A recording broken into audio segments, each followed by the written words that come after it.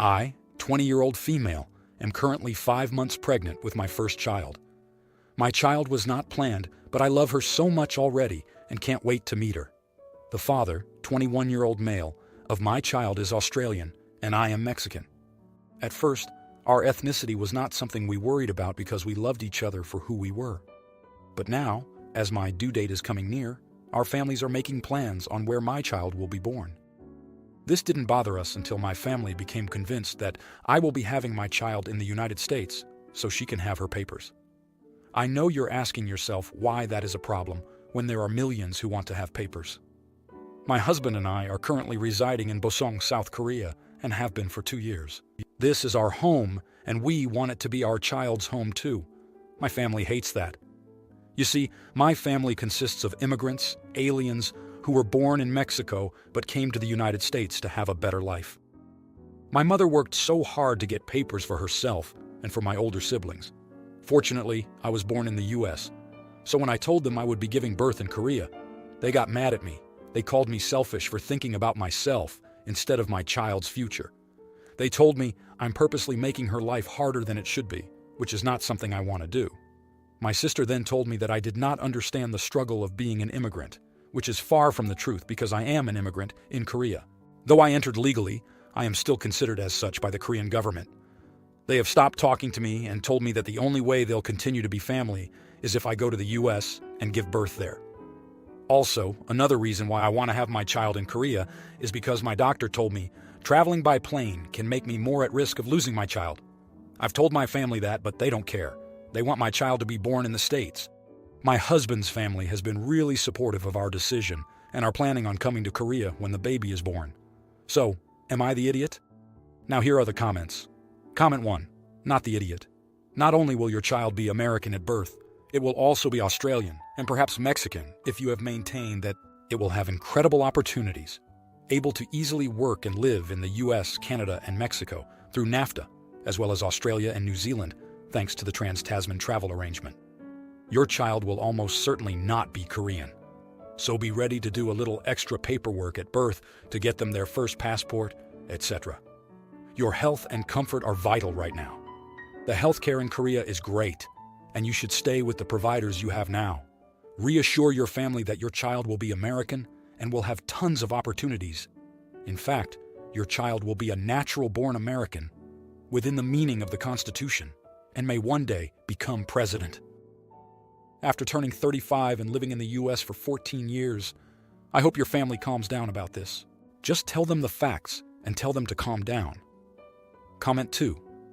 Don't stress it. Unless you move to Korea as a kid, your kid probably gets citizenship in the US without being born here. A person born abroad in wedlock to a US citizen and an alien acquires US citizenship at birth. If the US citizen parent has been physically present in the United States or one of its outlying possessions prior to the person's birth for the period required by the statute in effect when the person was born. INA 301G, formerly INA 301A, 7.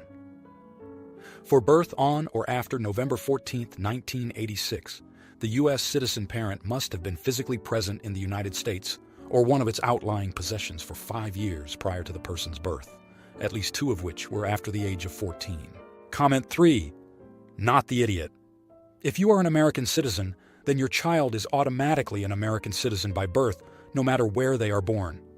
I tell you this as an American that lives in Sweden and has 1 kid and another on the way. You just have to go to the American embassy to register them, and you will have to do so if you plan to take them to the USA. My children will be born and raised here in Sweden. However, before we can visit the US with the kids, they have to have their American passports. It's extra hassle for us and the kids as they get older, but not much we can do about it, unless they decide to renounce their American citizenship when they are old enough to decide. Now, for the next story. I can't believe I'm posting about this, but I really need some insight. I, 23-year-old female, am getting married to my fiancé, 25-year-old male, in November. We're really excited, and the day is fast approaching. I have 5 women being my bridesmaids. One of them is my sister Millie, 21-year-old female. Millie has always been more of a tomboy growing up, but doesn't have an issue with wearing dresses for formal events. I want my bridesmaids to wear matching dresses, which everyone knew when they accepted. I bought and paid for the dresses. They're a relatively simple style and in a pastel pink color. Millie is now angry and saying she won't wear the dress because it's pink and too girly. She's even threatening to not attend the wedding anymore unless I return her dress and pick out another color. I'm distraught that she'd make such a problem out of a dress color when she knew I wanted the bridesmaids to match. I think Millie is being dramatic and could deal with wearing the dress for one day, but to be honest, my feelings are really hurt that she'd threatened to drop out of the wedding over this.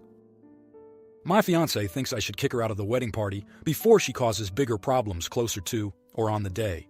My parents got themselves involved in this and told me to just exchange the dress for the same one in a different color and that we're both acting like children. Would I be the idiot if I told Millie to suck it up and wear the dress if she wants to be a bridesmaid and not budge on the issue? Now, here are the comments. Comment 1. Not the idiot. I'd ask her to step down from the wedding party because her behavior is adding a ton of unnecessary stress. Also, as a bridesmaid, it is completely expected that you wear the dress color that is picked for you. This is like the #1 criteria of being a bridesmaid, and without a doubt, she's being an insufferable brat. And your parents are enabling the behavior. It's not as if the dress is physically uncomfortable. She's not being asked to dye her hair or cover tattoos, and she's not being asked to wear a dress when she presents mail. No, she's throwing a tantrum over a color like a toddler who wants the red sippy cup instead of the blue one. You're about to be a full-on adult, and this is a great opportunity to assert yourself. Comment 2. Not the idiot. Don't budge. She is being so selfish and ridiculous. It's your wedding day, and she is making it about herself. She seriously can't suck it up and wear pink for one day? If she wants to make a fool of herself and back out of the wedding over something so childish and stupid, let her. She'll be the one regretting it when she looks back years from now. You just focus on enjoying her day and try not to worry about her bad attitude. The way she's acting isn't fair to you. Comment 3. Not the idiot give her 2 options. Wear the dress. It's one day. Pink isn't going to make her suddenly turn into Elle Woods. Don't wear the dress and come as a guest or don't attend. Her choice. If you give in on one thing, she's just going to keep throwing tantrums. I don't want flowers. They're girly. Ooh, makeup, girly. I don't do my hair like that. Too girly. Don't let there be any more arguments. Don't listen to anyone else other than your fiancé. Now, for the next story. 10 years ago, when I was 21 years old and my sister was 25 years old, I found myself in a terrifying situation. I was stranded an hour from home in a bad area, unable to find a way back. The trains were shut down, and in my desperation, I called my sister Morgana for help. Her response shocked me. She said she was too tired from work and wouldn't come to pick me up. She suggested I either walk or wait at the station until the trains resumed. Tragically, my decision to wait led to a mugging. I was violently attacked, lost my wallet, IDs, and even my computer. Fortunately, a police officer came to my aid and gave me a ride back home. I made it clear to my sister that I would never forget this incident and that she shouldn't expect help from me when she needed it. Fast forward to the present, it's been 10 years, and my parents treated the family to a cruise. My girlfriend and I made a trip out of it, driving down 2 days ahead to stay in a hotel. Then, at midnight on the eve of our cruise, my sister called in a panic. She had gotten into a fight with her boyfriend, who had subsequently left with the car. Now, she was unable to drive to the cruise dock the next day, stranded outside her boyfriend's house with only her purse. She asked us to make a 10-hour round trip to pick her up, which would have disrupted our plans significantly. In response, I texted her that sometimes life throws curveballs, and she should wait for the buses to start running to get back home. I figured she'd be okay waiting outside on a bench all night, just like I had all those years ago. She called me an idiot, and her boyfriend eventually returned, driving them to the cruise together. She told our parents about the incident. To my surprise, our parents sided with me, stating that she had done the same thing to me in the past, and that if she was going to treat me poorly, I had every right to reciprocate. Eventually, she apologized, but I reiterated that she shouldn't expect me to be there for her in the future, given her past actions. So, Reddit, am I the idiot for refusing to help my sister after she left me stranded years ago? Comment 1, not the idiot. You had the right to refuse just based on the 10-hour round trip. The vengeance for past mistreatment is just icing on the cake. Given the fact that your sister wouldn't help you when you were in a genuinely dangerous situation, really makes it ridiculous that she expected you to help her when the worst thing that would happen to her is not getting to enjoy a vacation. Comment 2. Well, you're not the idiot for deciding not to do a 10-hour round trip. But you definitely could do with some therapy to let go of resentment from 10 years ago. I'm not saying what happened to you wasn't traumatizing, it sounds absolutely terrible. But to be holding it as a grudge for 10 years waiting for a gotcha moment is a bit messed up. Comment 3. Not the idiot. She wasn't there for you when you needed help, and I didn't see anywhere in your post where she apologized prior to her own predicament. I'd also note that things have changed since 10 years ago, and services like Uber and Lyft are far more common.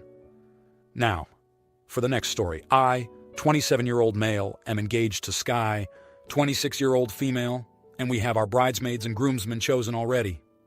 My groomsmen are going to be Sky's brother, Kai, who is a great friend of mine, and my best friend, Nick. Sky has her 2 closest friends as bridesmaids. I have a 24-year-old stepsister who I am not close with, and Sky has maybe seen twice in our 7-year relationship. She is not in the wedding. She's just a regular guest. This bothered my dad's wife, and she offered us $3,000 toward the wedding to include her daughter. We turned her down. Sky left the decision to me, and I didn't even need to consider it. My dad and his wife are saying I'm unreasonable and I should accept the compromise because her daughter was 4 years old when I became her brother, and they know she feels hurt that she wasn't asked to be a bridesmaid. They said she will be crushed on the day seeing Sky's brother as my groomsman and knowing she wasn't asked to be a bridesmaid as my only sibling. I told them Sky and Kai are close, and Kai is one of my closest friends. While Sky has met my stepsister twice and I never felt close to her, they said the money should have made a huge difference and it was more than generous to offer that compromise. Am I the idiot? Now, here are the comments. Comment 1. Not the idiot. They're literally trying to buy your stepsister's happiness and they're trying to bribe you. The fact that they don't see how unreasonable and outlandish what they're doing tells me everything I need to know about your relationships with them and their relationship with the world. If you were even slightly close, it would feel like a snub. But you aren't, and it's unreasonable to expect you'd be part of a wedding just because your mom was married to the groom's dad. It's telling that you gave names to Nick, Kai, and Sky, but not to any of your family. Comment 2. Not the idiot. The wedding party is who the bride and groom feel most deserve the honor and who they want standing with them. It was honestly nice of the bride to leave the decision up to you, as it's her bridal attendance the stepsister would be part of. The decision has been made, and honestly, does your stepmother think her daughter would feel better knowing the only reason she's in the wedding is because you were bribed into including her? Comment 3. Not the idiot. You both choose special people and have a balanced party. Absolutely zero need to interfere with that for someone who doesn't have a real relationship. Also, it sounds like if that $3,000 was accepted, stepmother would then think she was running the wedding. Remind them that stepsister doesn't need to come if it will be too hard on her.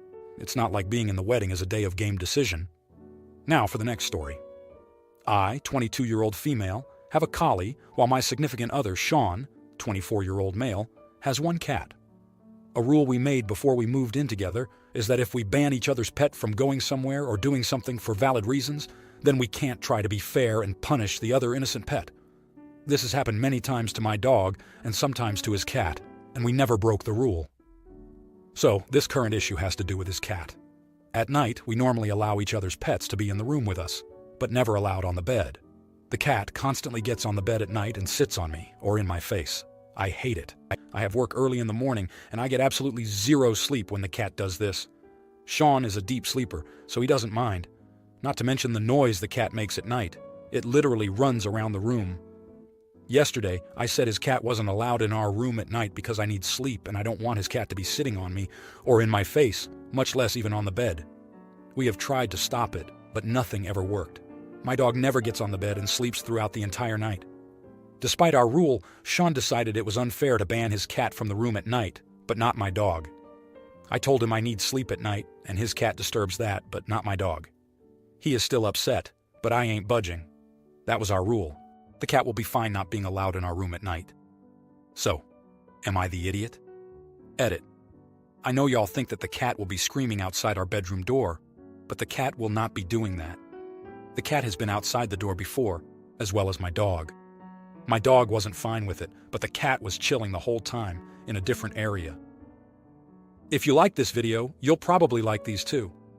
Also, while you're here, please consider subscribing. It's your support that keeps this channel alive and allows me to make better and longer videos. Have a great day.